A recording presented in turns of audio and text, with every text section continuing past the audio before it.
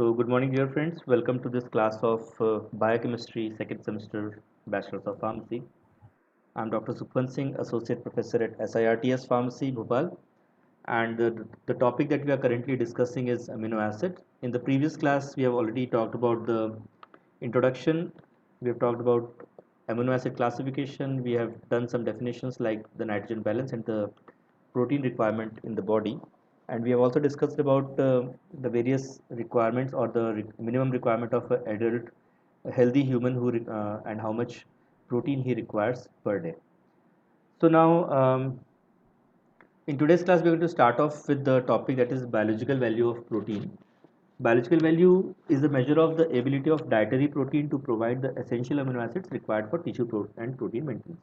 तो हम लोगों ने कल पढ़ा था कि जो हमारी बॉडी है उसकी मिनिमम रिक्वायरमेंट लगभग 0.8 ग्राम पर kilogram of an adult weight होता है किसी हेल्दी ह्यूमन का। और हमने ये भी पढ़ा था कि प्रोटीन्स बेसिकली दो प्रकार के होते हैं, अमीनो एसिड बेसिकली दो प्रकार के होते हैं हमारे शरीर में। एक वो अमीनो एसिड जो कि एसेंशियल अमीनो एसिड्स होते हैं जिनका हमारी बॉडी में कोई सोर्स नहीं है, हमारी बॉडी उसको खुद नहीं बना सकती है।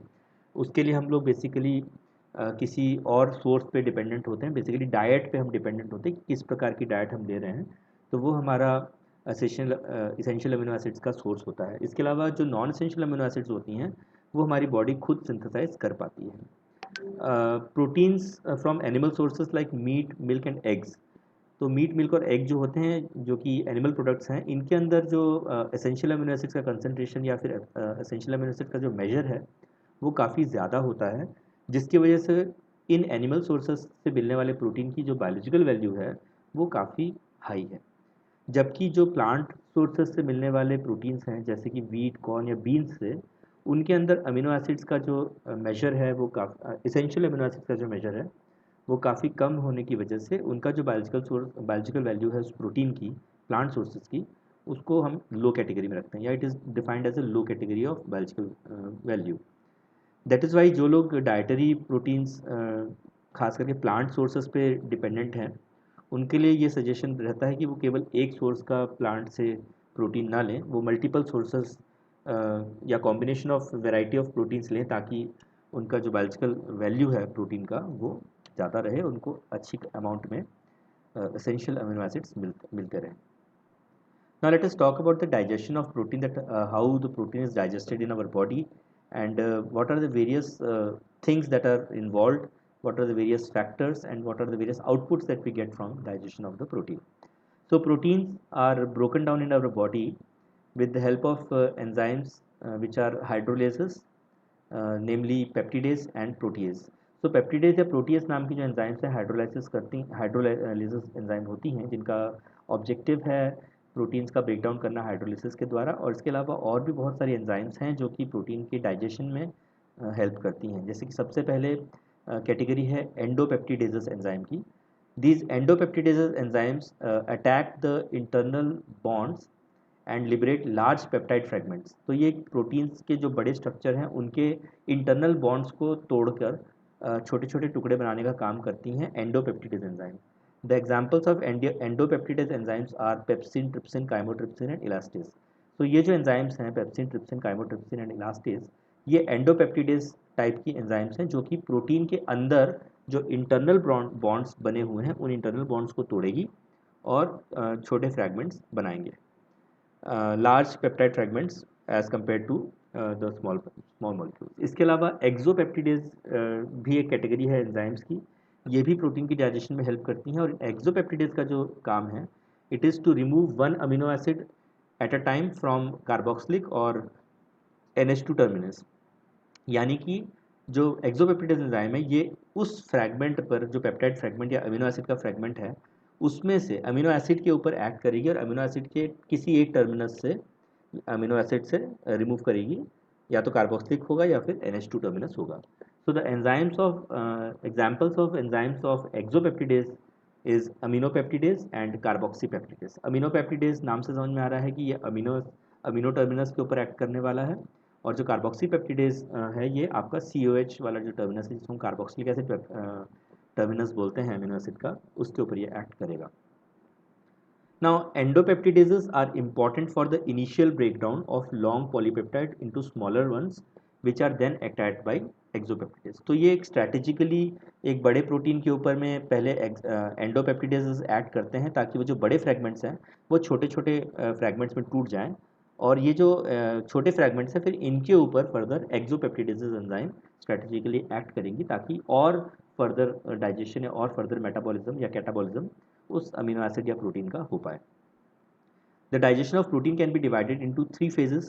These three phases are gastric phase, pancreatic phase and the intestinal phase. तो according to anatomy उस प्रोटीन का डाइजेशन को तीन फेजेस में बांटा गया है।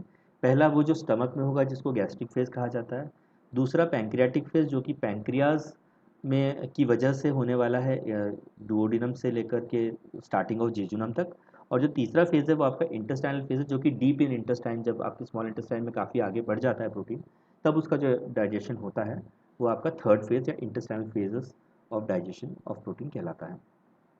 So now let us discuss these phases one by one. सबसे पहला फेज आपका gastric phase of protein digestion है। This represents about 15% of protein digestion, यानी अगर आपने 100 ग्राम प्रोटीन लिया है तो उसमें से लगभग 15% या 15 ग्राम आपका जो प्रोटीन है वो इस प्रकार से डाइजेस्ट होगा। So the first phase is gastric phase of protein digestion. इसमें जो एंजाइम्स काम करती हैं हम उनके एग्जाम्पल से इसको समझते हैं। जैसे पहला एग्जाम्पल है आपका पेप्सिन का। पेप्सिन एक बहुत इंपॉर्टेंट एंजाइम है जो कि इनिशियली आपके पेट में या गैस्ट्रिक एरियाज में आपके पेप्सिनोजन के नाम से स्टोर्ड रहती है, और जब ये एसिड के कांटेक्ट में आती है तो ये अपने इनएक्टिव फॉर्म से एक्टिव फॉर्म पेप्सिन में कन्वर्ट होती है, यानी from pepsinogen to pepsin it requires the pH to fall in the range of 1, है ना। So in adult stomach it is secreted as pepsinogen and it is specific for peptide bond formed by aromatic or acidic amino acids। तो ये specifically उन peptide bonds को target करता है जो कि आपका अमीनो एसिड्स में प्रेजेंट है, और उसको तोड़ करके ये oligopeptides and polypeptides plus amino acid synthesise करता है। So pepsinogen in with action of HCl will be converted into pepsin, and this pepsin will act on protein, and when it acts on the protein it liberates oligopeptides and polypeptides and amino acids, है ना। तो ये इस प्रकार से अलग होते हैं। then the next enzyme is renin। renin जो है केवल आपके इन्फेंट्स के अंदर पाई जाती है बहुतायत में, because infants are dependent on milk, and milk के अंदर जो प्रोटीन है केसीन उसको डाइजेस्ट करने के लिए यही एंजाइम रेनिन RENNIN का रिक्वायरमेंट होता है। आपको एक और बात बता दूं, हमारे शरीर में एक एंजाइम और है जिसका नाम RENIN है, रिनिन। तो ये आपका रिनिन एंजियोटेंसिन सिस्टम जो आपका है उसके ऊपर आपको आगे चल के जब आप कार्डियोवैस्कुलर सिस्टम पढ़ेंगे या आपका फर्दर आप स्टडीज़ करेंगे तो आपको उसमें ये एंजाइम रिनिन आपको मिलेगी। तो यह हम बात कर रहे हैं रेनिन की, RENNIN। So that is about the first phase जहाँ पे pepsin and related enzymes act on the proteins to break it down into amino acids and polypeptides and oligopeptides. Now the second phase of digestion is the pancreatic phase। ये pancreatic phase नाम से समझ में आ रहा है कि pancreas से जो हमको फर्दर पैंक्रियाटिक जूस या हिपैटोपैंक्रियाटिक जूस मिलने वाला है उस वो जब एक्ट करेगा प्रोटीन के ऊपर तो जो हश्र प्रोटीन का या अमीनो एसिड्स का होगा वो हम यहाँ पे देखने वाले हैं। This phase ends with free amino acids and small peptides, यानी कि अगर इसका जो सबस्ट्रेट है उसके ऊपर जब आपका पैंक्रियाटिक एंजाइम्स एक्ट करेंगी तो अंत में आपको free amino acids and small peptides मिलेंगे, और ये जो स्मॉल पेप्टाइड्स होंगे ये 2 to 8 अमीनो एसिड रेसिड्यूज होते हैं, and this accounts for about 60% of the protein digestion. तो ये प्रोटीन के लगभग 60% का हिस्सा होता है, जितना प्रोटीन हमने इंटेक किया है उसका लगभग 60% जो हिस्सा है वो इस प्रकार से डाइजेस्ट होता है। So what happens is that when the small dietary proteins, अब आप थोड़ा ध्यान से इस स्लाइड को ऑब्जर्व करें तो यहाँ पे काफ़ी चीज़ें लिखी हुई हैं जिसको आपको ध्यान से देखना होगा। तो ये स्मॉल इंटेस्टाइन है जिसके अंदर डाइटरी प्रोटीन आया है। ये जो डाइटरी प्रोटीन है इसके अंदर बहुत सारे स्ट्रक्चर्स हैं, ठीक है, ये लंबा डाइटरी प्रोटीन है। तो सबसे पहले इसके ऊपर आपका जो एंजाइम आएगी जब बेसिक एनवायरनमेंट इसको मिलेगा, क्योंकि आपको पता होगा कि स्टमक के अंदर एसिडिक एनवायरनमेंट होता है, और जब बाइल सॉल्ट्स इस पार्ट में मिलते हैं डुओडिनम में आने के बाद तो जो पीएच है वो बेसिक से एसिडिक से जो फूड का पीएच है वो बेसिक की तरफ चढ़ना शुरू होता है। तो जैसे ही इसको बेसिक एनवायरनमेंट मिलता है तो ये जो ट्रिप्सिनोजन एंजाइम है ये ट्रिप्सिन में कन्वर्ट होती है, और ट्रिप्सिन ये जो है ये आपके बॉन्ड्स को तोड़ना स्टार्ट करता है। अभी आपने जैसे कि पढ़ा था कि ये इनका टारगेट ही जो होता है वो आपका ये जो बॉन्ड्स दिए हुए ग्लाइकोसाइडिक लिंकेज या आपकी जो अमीनो लिंकेजेस हैं इनको तोड़ने का काम ये एंजाइम्स करती हैं। तो ट्रिप्सिन भी इसको तोड़ेगा। सिमिलरली काइमोट्रिप्सिन जो है ये भी इसको जगह जगह से सी और एन के जो बॉन्ड्स हैं उनको तोड़ने की कोशिश करेंगे। इलास्टेज जो एंजाइम है ये भी इन बॉन्ड्स को तोड़ेंगी। और इससे होता क्या है कि इस बेसिक एनवायरनमेंट में आपको बहुत सारे फ्री अमीनो एसिड्स या फिर ऑलिगोन्यूक्लियोटाइड्स, सॉरी, आपको फ्री अमीनो एसिड्स या स्मॉल पेप्टोटाइड्स जो है आपको वो मिलने स्टार्ट हो जाता है। So these are all these जिनको मैं अंडरलाइन कर रहा हूँ, ये सारे के सारे आपके छोटे छोटे फ्रैगमेंट्स हैं जिनके अंदर बहुत सारे छोटे छोटे टुकड़े फ्री अमीनो एसिड्स के भी मिल रहे हैं। फॉर एग्जांपल जैसे यहाँ पे हमको दिख रहा है आर्जिनिन और लाइसिन, ये फ्री अमीनो एसिड के रूप में अलग होते हुए दिखाई दे रहा है हमको। या फिर यहाँ पे एलानिन, आइसोल्यूसिन, ल्यूसिन वगैरह अलग होते हुए हमको दिखाई दे रहे हैं। तो ये सब होते कैसे हैं, आपकी जो प्रो इलास्टेज है वो इलास्टेज में कन्वर्ट होती है, काइमोट्रिप्सिन में कन्वर्ट होती है। सिमिलरली ट्रिप्सिनोजन आपकी ट्रिप्सिन में कन्वर्ट होती है, यानी जो आपकी इनएक्टिवेटेड एंजाइम्स वो एक्टिवेटेड एंजाइम से कन्वर्ट होती हैं। और यही activated enzymes further in proteins के बड़े बड़े टुकड़ों के ऊपर में एक्ट करके इनको छोटे छोटे टुकड़ों में और फ्री अमीनो एसिड्स में कन्वर्ट करती हैं। Now the next stage is your intestinal phase of protein digestion. ये आपका आखिरी स्टेज है। ये आपका जब इंटेस्टाइन के अंदर काफ़ी अंदर तक फूड का फ्रैगमेंट्स चले गए हैं या प्रोटीन के फ्रैगमेंट्स चले गए हैं, वहाँ पे इनका डाइजेशन अब होना स्टार्ट होगा। तो इंटेस्टाइनल एंजाइम्स आर बेसिकली अमीनोपेप्टिडेज। अमीनोपेप्टिडेज नाम से समझ में आ रहा है कि ये एंजाइम जो है ये peptide bond next to the amino terminal पे ये एक्ट करेगा। यानी आपको पता है कि एक तरफ पे कार्बोक्सिलिक एसिड है, एक तरफ पे NH2 ग्रुप है, अमीनो ग्रुप है। तो आपका जो अमीनोपेप्टिडेज है वो आपका पेप्टाइड बॉन्ड जो कि पॉली अमीनो टर्मिनल के बगल में है उसके ऊपर एक्ट करने वाला है। तो पॉलीपेप्टाइड का जो अमीनो टर्मिनल है वही इसका टारगेट है अमीनोपेप्टिडेज का।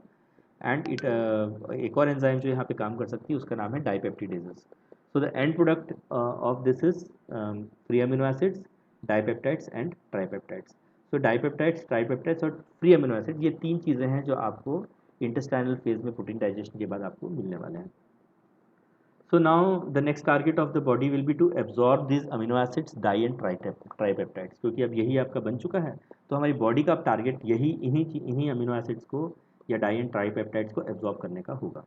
So proteins are subjected to proteolytic enzymes. Proteolytic, lytic से समझ में आ रहा है LYSIS है। LY का मतलब होता है टुकड़े टुकड़े, लाइसिस मतलब टुकड़े करना। तो प्रोटीन्स का जब लाइसिस होगा तो आपको दो चीज़ें मिलेंगी, या तो अमीनो एसिड्स मिलेंगे या ऑलिगोपेप्टाइड्स मिलेंगे। Now amino acids are taken up in the body through the intestinal cells. सीधा इंटेस्टाइनल सेल्स अमीनो एसिड्स को पिक कर सकती हैं और इनको ब्लड के माध्यम से शरीर के अंदर ले जाएंगी। जबकि जो आपकी ऑलिगोपेप्टाइड्स हैं ये अमीनोपेप्टिडेज नामक एंजाइम जो है इसको डाइपेप्टाइड्स एंड ट्राइपेप्टाइड्स में कन्वर्ट करेगा या फिर अमीनो एसिड्स में कन्वर्ट करेगा। और फिर अगेन ये डाइपेप्टाइड्स ट्राइपेप्टाइड्स दोबारा से पेप्टिडेजेस एंजाइम के माध्यम से अमीनो एसिड्स में कन्वर्ट होंगे and it will be ultimately taken up by the blood for distribution in the body, और बॉडी में इस तरीके से एब्जॉर्ब होती हैं। Now absorption of amino acids and di and tripeptides. L-amino acids are actively transported across the intestinal mucosa. They need a carrier, sodium pump and sodium ions and ATP. So intestinal mucosa में एक specialized transport system develop करके रखा हुआ है जो कि L-amino acids को actively transport करता है। एक्टिवली ट्रांसपोर्ट करना मतलब उसको एब्जॉर्ब करने के लिए ATP भी खर्च करेगा। Whenever a process utilises ATP for happening, यानी किसी भी काम को करने के लिए यदि आपको ATP खर्च करना पड़ता है तो उस प्रोसेस को हम एक्टिव प्रोसेस बोलते हैं। इसके अलावा जिसमें हमारी एनर्जी खर्च नहीं होती है उसको हम पैसिव प्रोसेस बोलते हैं। तो एक्टिवली एमिनो एसिड्स को टेकअप करती है body with help of specialized system that it has developed. So there are different carrier transport systems. Okay, अलग अलग अमीनो एसिड्स के लिए अलग अलग प्रकार के ट्रांसपोर्ट सिस्टम हमारी बॉडी ने डेवलप किए हैं। For example neutral amino acids के लिए अलग सिस्टम है, basic amino acids and cysteine के लिए अलग है, इम्यूनो एसिड्स एंड ग्लाइसिन के लिए अलग सिस्टम है। सिमिलरली एसिडिक अमीनो एसिड्स के लिए अलग है, और beta amino acids like B alanine and taurine इनके लिए भी एक अलग सिस्टम डेवलप करके रखा है बॉडी ने। ये एल अमीनो एसिड्स की स्पेसिफिकली हम बात कर रहे हैं जो कि लीवोरोटेटरी हैं। जबकि जो डेक्स्ट्रो आइसोमर्स हैं इसी के ही जो डी आइसोमर्स हैं, these are transported by simple diffusion. इसके अंदर कोई भी एनर्जी खर्च नहीं होगी। यानी जो एल अमीनो एसिड हैं उसके लिए तो एक्टिव ट्रांसपोर्ट सिस्टम होगा, पर जो डी आइसोमर्स हैं उन्हीं प्रोटीन्स के, उनको सिंपल डिफ्यूजन के माध्यम से बॉडी सेल्स के अंदर एक्सेप्ट कर लेती है। जिससे एक चीज़ और समझ में आती है कि आपका जो एल अमीनो एसिड्स है it is more important for the body rather than the D amino acid या D isomer. Now if you talk about the transcellular movement of amino acids in intestinal cells, ये किस तरीके से move होता है. तो अमीनो एसिड्स जो है वो सिम्पोर्ट के माध्यम से आपके साइटोसॉल में पहुंचेगा. अब ये ध्यान से समझ लीजिएगा हम जो बातें कर रहे हैं एक्स्ट्रा सेलुलर फ्लूइड और इंटरसेलुलर फ्लूइड के अंदर इसका मूवमेंट किस प्रकार हो रहा है. तो आपके ल्यूमन के अंदर से जो अमीनो एसिड है वो सिम्पोर्ट के माध्यम से साइटोसॉल में आएगा. सिम्पोर्ट. अब मैं आपको एक और बात बहुत इंपॉर्टेंट समझा दूं. थोड़ा सा यहाँ पे मैं डायग्राम बनाने की कोशिश करता हूँ जितना मुझसे बन पाए, आप उसको देखिए ज़रा.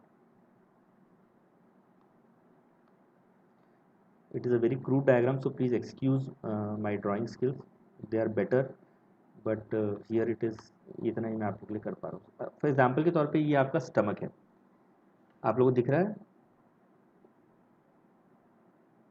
हेलो. Yes, sir. या Yes, sir. So this is stomach. Okay. अब थोड़ा ध्यान से समझिएगा कि ल्यूमन क्या है, साइटोसॉल क्या है और एक्स्ट्रा सेलुलर फ्लूइड क्या है. थोड़ा ध्यान से समझिएगा.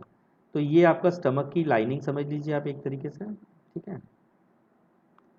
और ये आप, तो अब जो ये जो इलाका है जहाँ पे एक्चुअली सारा कार्यक्रम होना है डाइजेशन का, मैं स्टमक के पॉइंट ऑफ व्यू समझा रहा हूँ आप लोग को. और यहाँ पे एक सेल है एग्जाम्पल के तौर पे. ठीक है. ये हालांकि सारे ही सेल लाइन्स है पर मैं आपको केवल एक सेल के माध्यम से समझाता हूँ ताकि गड़बड़ ना हो. तो ये जो एरिया है जहाँ पे केमिकल रिएक्शन या लेटर से एंजाइमेटिक एक्शन होना है, ये है आपका ल्यूमन. ठीक है. ये आपका ल्यूमन हो गया. उसके बाद अगली स्टेप है साइटोसॉल. तो ये जो सेल है इसके अंदर का जो स्पेस है, इसके अंदर जो साइटोप्लाज्म है जो कि स्टमक की लाइनिंग पर है, इसका नाम है आपका इसके अंदर जो लिक्विड है उसका नाम है साइटोसॉल. ठीक है. और लास्टली इसके बाहर अब जो भी है वो एक्स्ट्रा सेलुलर फ्लूइड है. अब यहाँ बाहर कुछ नहीं है एक्चुअली, बेसिकली यहाँ से जो ब्लड अब आपका इसको ट्रांसपोर्ट करके लेके जाएगा वो आपका एक्स्ट्रा सेलुलर फ्लूइड के एरिया में हो जाएगा. ठीक है. तो ये बेसिक ध्यान रखिएगा कि एक्स्ट्रा सेलुलर फ्लूइड क्या है, ल्यूमन क्या है और साइटोसॉल क्या है. तो सारा रिएक्शन जो हुआ है वो ल्यूमन के अंदर हुआ. तो ल्यूमन के अंदर जब अमीनो एसिड्स बने तो ये अमीनो एसिड ल्यूमन से स्टमक की सेल के अंदर आए. स्टमक की सेल के अंदर जब आएंगे तो वहाँ पे साइटोसॉल में डिजोल्व होंगे. तो जब ये अमीनो एसिड अंदर आएगा तो इसके साथ साथ सोडियम आयन भी अंदर आएगा. यानी कि ये जो दरवाज़ा है जिसको पेपर में मैंने भी क्रॉस लगाया है, ये दरवाज़ा बेसिकली एक स्पेशलाइज सिस्टम है जो कि सिम पोर्ट है. सिम मतलब सेम दिशा में, एक ही दिशा में जब दो मॉलिक्यूल मूव करते हैं तो उसको हम बोलते हैं सिम पोर्ट. तो इस अमीनो एसिड को अंदर आने के लिए सोडियम आयन की ज़रूरत पड़ेगी और सिम पोर्ट के माध्यम से ये अमीनो एसिड आपके जो स्टमक का सेल है उसके साइटोसॉल के अंदर आ जाएगा. और जब वो स्टमक के सेल के अंदर आ जाएगा तो वहाँ से उसको एक स्पेशलाइज मैकेनिज्म दोबारा से मिलेगा जो कि इस अमीनो एसिड को एक्स्ट्रा सेलुलर फ्लूइड में लेके चला जाएगा. इस यहाँ पे इसको कोई भी चीज़ की ज़रूरत अलग से नहीं है. इसी तरीके से जो साइटो, अब चूंकि इसकी वजह से साइटोसॉल के अंदर सोडियम की कंसनट्रेशन तो बढ़ती जाएगी, तो सोडियम का आयन हमको कम भी करना है. सोडियम का आयन को कम करने के लिए ये सोडियम आयन भी एक स्पेशलाइज सिस्टम के माध्यम से एक्स्ट्रा सेलुलर फ्लूइड में जाएगा. लेकिन जब सोडियम आयन को आप बाहर करोगे तो उस वक्त यहाँ पे लगेगा एक एंटी पोर्ट. एंटी मतलब अपोजिट दिशाओं का पोर्ट. पोर्ट हम बोलते हैं बंदरगाह को पोर्ट कहा जाता है फॉर एग्जांपल, जहाँ से हम सामान का आदान प्रदान करते हैं. तो पोर्ट यहाँ पे एंटी पोर्ट है. एंटी मतलब अपोजिट दिशाओं में. तो एक सोडियम आयन के एवज में एक पोटेशियम आयन जो है वो स्टमक के अंदर साइटोसॉल के अंदर जाएगा. तो this is how the amino acids are taken up transcellularly, यानी सेल अलग अलग सेल्स के अंदर जो इंटेस्टाइनल सेल्स है उनके अंदर किस प्रकार से इनका मूवमेंट अक्रॉस द मेम्ब्रेन या इंटेस्टाइनल सेल्स में हो रहा है. मैं एग्जांपल के तौर पे यहाँ पे स्टमक बनाया, जबकि ये जो सारी कार्रवाई है ये इंटेस्टाइन के अंदर होनी है. So this is what I have to tell you about this. Now your tripeptides and dipeptides can actively transported faster than their individual amino acids. तो जो डाइपेप्टाइड्स और ट्राइपेप्टाइड्स हैं ये मॉलिक्यूल साइज में बड़े हैं, लेकिन इनका जो ट्रांसपोर्ट है वो कंपैरेटिवली फास्टर है as compare to their small fragments of the amino acids. The intact proteins immunoglobulins of colostrum. अब कोलेस्ट्रॉम किसको बोलते हैं? ये जो कोलेस्ट्रॉम है बेसिकली जो फर्स्ट फीड मिल्क होता है किसी इन्फेंट का, उसको हम कोलेस्ट्रॉम बोलते हैं. ठीक है. तो हमको पता है कि उसके अंदर काफ़ी सारे इम्यूनोग्लोबिन्स होते हैं. वो इम्यूनिटी फॉर्मिंग ग्लोब्यूलिन्स होते हैं मदर के फर्स्ट मिल्क में. इसलिए उसको कोलेस्ट्रम कहा जाता है। तो ये कैसे एब्जॉर्ब होते हैं?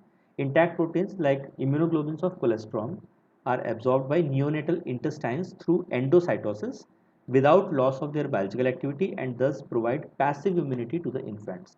तो ये जो इम्यूनोग्लोबिन्स हैं जो कोलेस्ट्रॉम में प्रेजेंट हैं, इनका डाइजेशन नहीं होता, ये इंटैक्ट जैसे हैं उसी स्वरूप में बॉडी नियोनेट्स, यानी जो पैदा नए नए जो बच्चे पैदा हुए हैं उनको नियोनेट्स कहा जाता है। तो उन बच्चों में ये टेंडेंसी है कि अपने इंटेस्टाइन के माध्यम से वो इन इम्यूनोग्लोबिन्स को वैसा का वैसा अपने शरीर में एब्जॉर्ब करते हैं और ब्लड में चला जाता है, ताकि उन बच्चों में पैसिव इम्यूनिटी डेवलप हो पाए। हालांकि ये भी प्रोटीन्स हैं, ये भी इम्यूनोग्लोबुलिन्स हैं, बट बॉडी इनको डाइजेस्ट नहीं करती है, इनको स्पेशलाइज मैकेनिज्म के माध्यम से, एंडोसाइटोसिस जिसका नाम है। तो एंडोसाइटोसिस जिसमें एनर्जी भी खर्च नहीं होनी, सीधा ये passively without any energy consumption, ये एंडोसाइटोसिस के माध्यम से इन्फेंट्स के स्टमक के अंदर के माध्यम से, इंटेस्टाइन के माध्यम से सीधा ब्लड में पहुंच जाते हैं। Vaccines, these are undigested polypeptides, ये बच्चों में और एडल्ट्स में जिनको ये लगता है, these are also absorbed without loss of their biological activity producing antigenic reactions and immunologic responses. तो ये भी हमारी बॉडी में इंटैक्ट एब्जॉर्ब होते हैं। Now let us talk about the metabolic fates of various amino acids. The various fates are: first, protein biosynthesis, small peptide biosynthesis, synthesis of non-protein nitrogenous compounds, that is NPNs, like creatinine, urea, ammonia, and uric acids.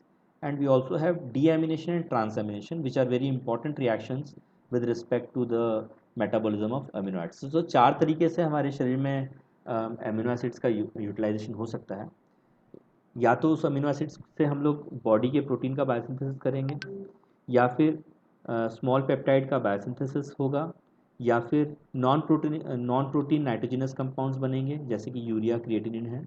इनके अंदर nitrogen तो है, but ये protein की category में नहीं आते, तो उनकी सिंथेसिस भी अमीनो एसिड्स के माध्यम से हो सकती है। एंड लास्टली, डीएमिनेशन या ट्रांस एमिनेशन के द्वारा उन अमीनो एसिड से या तो नए अमीनो एसिड्स बनेंगे, या फिर ग्लूकोज बनेंगे, या फिर कीटोन बॉडीज बनेंगी, which is further used for requirement और production of energy in case of starvation. तो अमीनो एसिड्स की चार ही संभावनाएं हमारे शरीर में हैं, और जिसमें से ट्रांसएमिनेशन और डीएमिनेशन के ऊपर हमारी यूनिवर्सिटी में और सेशनल एग्जाम्स में क्वेश्चंस आते रहते हैं। Now sources and fates of amino acid, यहाँ फैट्स लिख किया गलती से, इसको प्लीज़ फेट माने। Okay, so sources and fate of amino acids. Now protein turnover, which results from simultaneous synthesis and breakdown of protein molecules. एक तो protein turnover हमको यहाँ देखना होगा। दूसरा, total amount of protein in a body of a healthy adult is constant due to rate of protein synthesis is equal to the rate of breakdown. So हमारी body dietary protein की हम बात करें एग्जाम्पल के तौर पे, तो turnover results from simultaneous synthesis and degradation of protein molecules, क्योंकि आपकी बॉडी में एक तरफ अमीनो प्रोटीन्स बन रहे हैं और दूसरी तरफ आपकी बॉडी ने जो प्रोटीन लिया है वो प्रोटीन आपका उसका डिग्रेडेशन हो रहा है ना। तो इनकी वजह से जो आपका बैलेंस होता है दोनों टाइप के इनटेक और आउटपुट में, उसको हम बोलते हैं प्रोटीन का टर्नओवर। तो एक हेल्दी एडल्ट की अगर हम बात करें तो उसके अंदर वो जितना प्रोटीन वो लेता है लगभग उतना ही प्रोटीन वो यूटिलाइज भी कर लेता है, जिसकी वजह से यूटिलाइज करना मतलब ब्रेक डाउन भी हो जाता है, जिसकी वजह से उसका ओवरऑल जो प्रोटीन कंटेंट है उस बॉडी का एक हेल्दी एडल्ट में वो कांस्टेंट ही रहता है। तो मेटाबॉलिज्म ऑफ अमीनो एसिड की बात करें तो there are few steps which are involve. The first one is removal of ammonia by deamination. तो आपका फर्स्ट स्टेप में आपका जो अमोनिया का रिमूवल होगा वो किस प्रकार होता है? It is done with two steps. First is either by oxidative deamination and the second one is direct deamination. इस वर्ड को ही अगर आप देखें, डीएमिनेशन, डी मतलब हटाना, एमिनेशन मतलब अमीन को हटाना। So deamination is removal of your amine. तो ये आपका एक अमीनो एसिड है, इसका अगर आप NH2 ग्रुप को अलग करते हो तो उस रिएक्शन को हम डीएमिनेशन रिएक्शन बोलते हैं। तो पहला स्टेप है पहला तरीका है आपका ऑक्सीडेटिव डीएमिनेशन, जिसमें ऑक्सीडेशन रिएक्शन करना होगा। This is done with help of the enzyme glutamate dehydrogenase. तो ग्लूटामेट डीहाइड्रोजिनेज जो है ये आपका ऑक्सीडेटिव डीएमिनेशन करता है माइटोकॉन्ड्रिया में, जबकि पेरोक्सिजेम्स के अंदर यही काम अमीनो एसिड ऑक्सीडेज नाम की एंजाइम करती है। Now the second way of removing the ammonia is direct deamination. This is non-oxidative in nature. This can be done by dehydration, that is removal of H2O, इसकी सहायता से कर सकते हैं, या फिर deamination by desulfidation, that is H2S का removal. So these are the two ways by which we can remove ammonia. इसके अलावा और तरीके हैं जो फेट्स हैं मेटाबॉलिज्म के, उसमें है ट्रांसएमिनेशन. अब ट्रांसएमिनेशन का मतलब होता है एक लोकेशन से उठा करके दूसरी लोकेशन पे ट्रांसपोर्ट करता है, दैट इज ट्रांसएमिनेशन. और इसके अलावा एक ट्रांस डीएमिनेशन भी होते हैं कि पहले एक जगह से उठा के दूसरी जगह ले गए और वहाँ से उसको रिमूव कर दिया, so that is trans deamination. So ये भी, these are the ways by which we can remove ammonia. So deamination, transamination and trans deamination, these are the three ways. Then the next is fate of carbon skeleton of amino acid. यानी कि अब आपने जब अमीन group हटा दिया तो पीछे जो बच गया, ये जो बचा हुआ हिस्सा है ये आपका कार्बन का स्केलेटन है, इसका भी फर्दर मेटाबॉलिज्म होने वाला है. And lastly metabolism of ammonia, because आपको मैंने प्रीवियस क्लास में बताया था कि ये जो NH2 से NH3 बनने वाला अमोनिया है, this ammonia is not good for the body, it is toxic. तो इसका भी फर्दर मेटाबॉलिज्म करना होगा, तब जाकर के हम अमीनो एसिड्स का पूरा मेटाबॉलिज्म कर पाएंगे.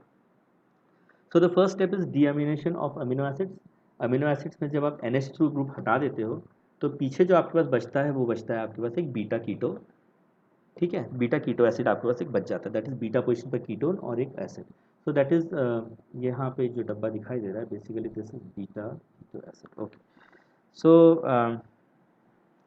अमीनो एसिड्स का डीएमिनेशन जब हो जाएगा तो आपको मैंने बताया तीन तरीके से होगा. ऑक्सीडेटिव डीएमिनेशन में क्या होता है, enzyme glutamate dehydrogenase which is present in mitochondria and it is a very potent enzyme and a major method of deamination. It will bring about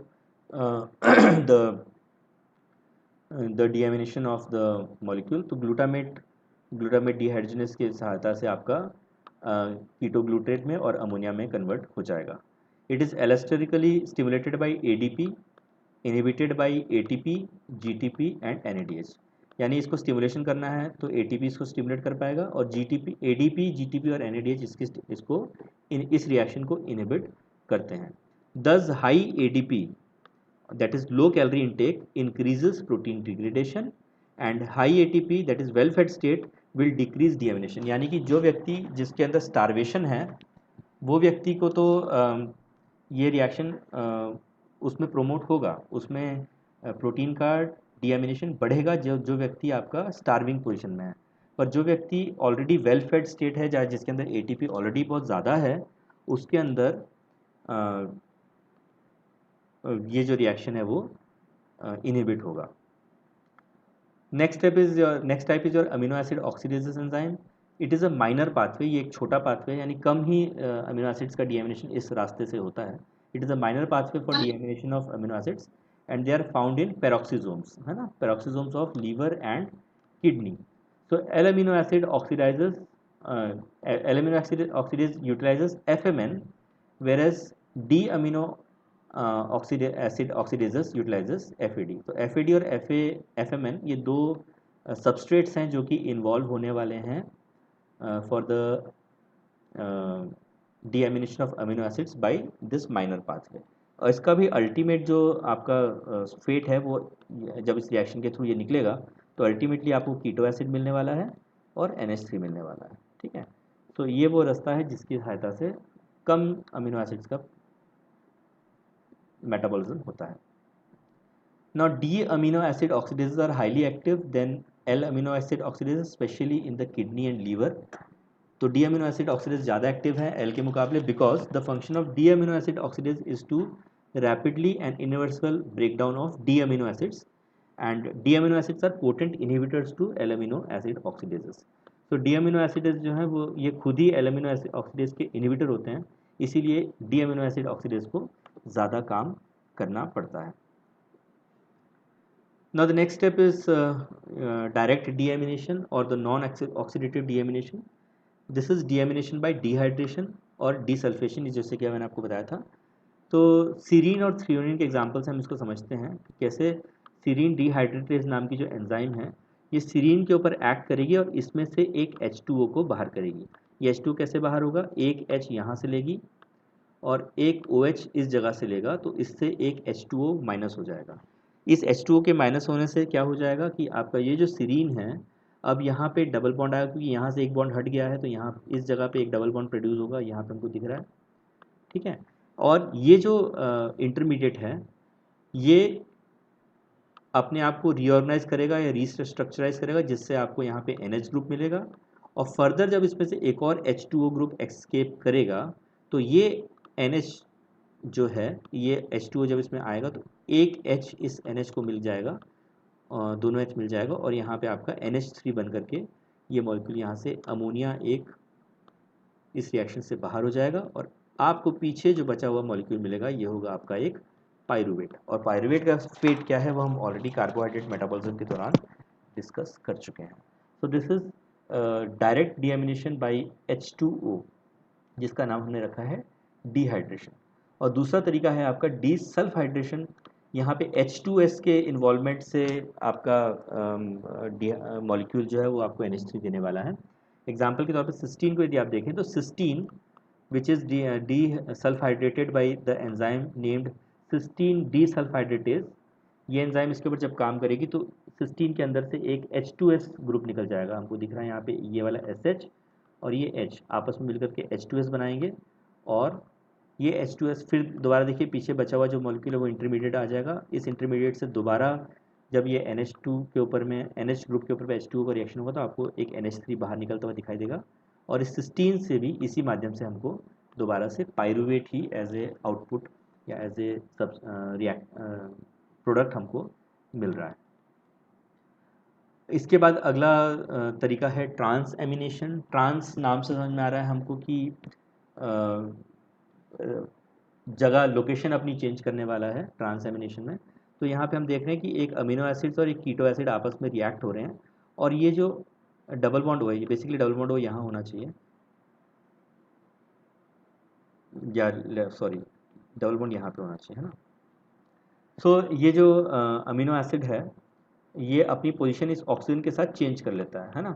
तो जो आपका अमीनो एसिड और जो कीटो एसिड है आपस में जब रिएक्ट करते हैं तो आपका जो अमीनो है वो कीटो बन जाता है, कीटो जो है आपका एक अलग अमीनो बन जाता है। तो you get a new keto acid and a new amino acid, है ना। अपने फंक्शनल ग्रुप इन्होंने आपस में ट्रांसफ़र कर लिए हैं with help of the enzyme amino transferase.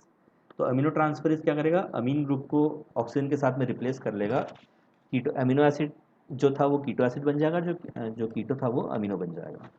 So aminotransferases are active both in cytoplasm and mitochondria.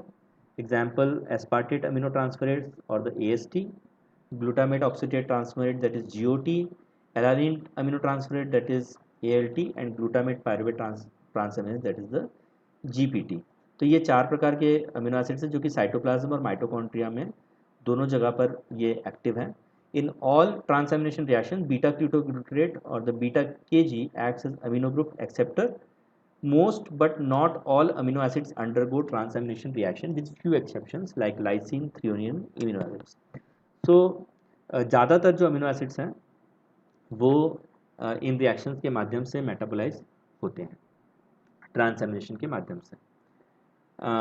The role of PLP as coaminotransferase. PLP binds to the enzyme via Schiff base and ionic salt bridge. Of course, this chemistry is not of much importance because you have to remember the concept basically. So ये वो reaction है जिसको अगर आप देखो तो किस प्रकार से आपका जो अमीनो एसिड है अमीनो ग्रुप है उसने अपनी पोजीशन चेंज कर ली और न्यू कीटो एसिड में कन्वर्ट हो गया। तो ये वो केमिकल रिएक्शन है।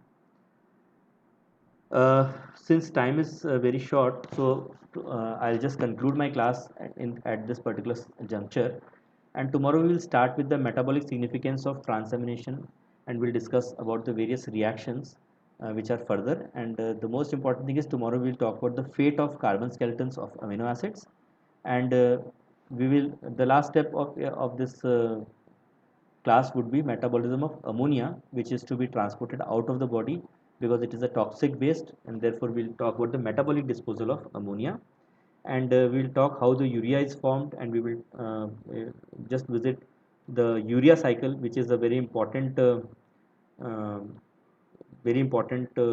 part of this chapter, and most of the important questions in this chapter are related to either urea cycle, or you may be asked straight away, आपसे सीधा सीधा सवाल भी हो सकता है कि डिस्क्राइब या explain urea cycle. So various steps of urea cycle हम देखेंगे. We'll see what are the metabolic significance of urea cycle and importance, regulation. And lastly, we will talk about one carbon fragment which is remaining, and we will conclude tomorrow with these many slides. So thank you all on the behalf of the SAGE group for joining me in this class of biochemistry. If you have any doubts, you can directly talk to me, or you can message me, or we can discuss at the end of the class regarding this. So thank you very much for joining this class of amino acid metabolism. I'm Dr. Sukhwant Singh from SITS Pharmacy, the SAGE group. Thank you very much.